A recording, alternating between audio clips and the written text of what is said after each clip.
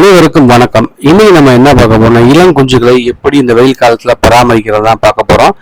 இப்போ நம்ம புதுசா நம்ம பண்ண மாதிரியா சிறுசு இப்பதான் ஸ்டார்ட் பண்ணிருக்கோம். இப்போ பாத்தீங்கன்னா ஒன்லி நம்மகிட்ட வந்து பெரிய வெடிகள் எதுவும் இல்லை.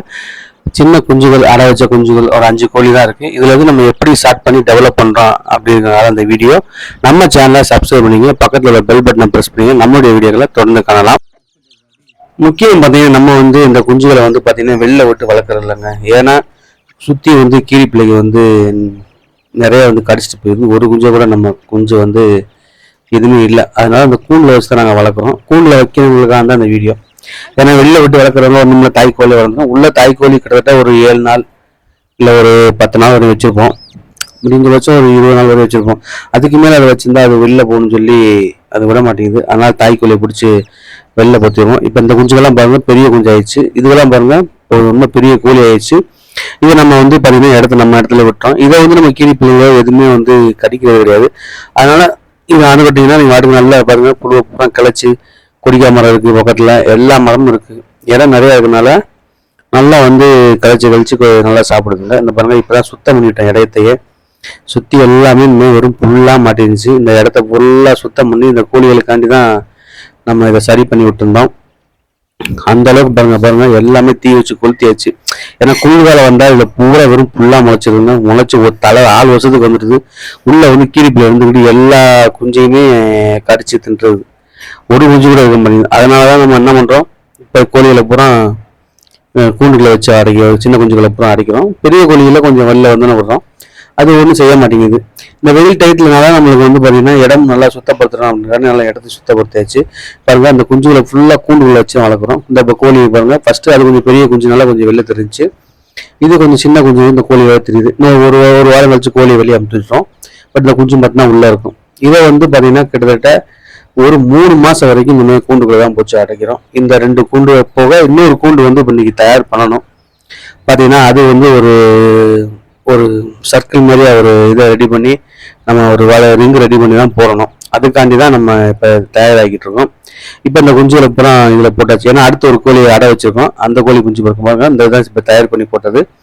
ஃபுல்லாக ஒரு ரிங்கை வாங்கி இந்த மாதிரி கட்டியாச்சு. மேலே தகரத்தை போட்டு அடைச்சாச்சு. உள்ளே வந்து கோழியை விட்டாச்சு. இதுக்குள்ளே போகும்போது பார்த்தீங்கன்னா இன்னும் கொஞ்சம் பெரிய கோழி ஆகிற வரைக்கும் இதுக்குள்ளே இருக்க வரைக்கும் எந்த பிரச்சனையும் கிடையாது.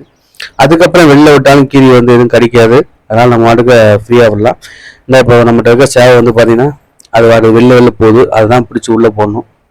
மற்றபடி நம்ம வந்து பார்த்தீங்கன்னா கூண்டுகளை வளர்க்கும் போது ஃபுல் அண்ட் ஃபுல் பார்த்தீங்கன்னா வெங்காயம், இந்த ஹீட்டுக்கு வந்து வெங்காயத்தை அடிக்கடி போகணும். ஏன்னா அம்மா வந்துருங்க நிறைய கொஞ்சம் நான் தான் போட்டேன். அம்மா வந்துச்சு. நான் வந்து எந்த மெடிசனும் யூஸ் பண்ணுறது கிடையாது.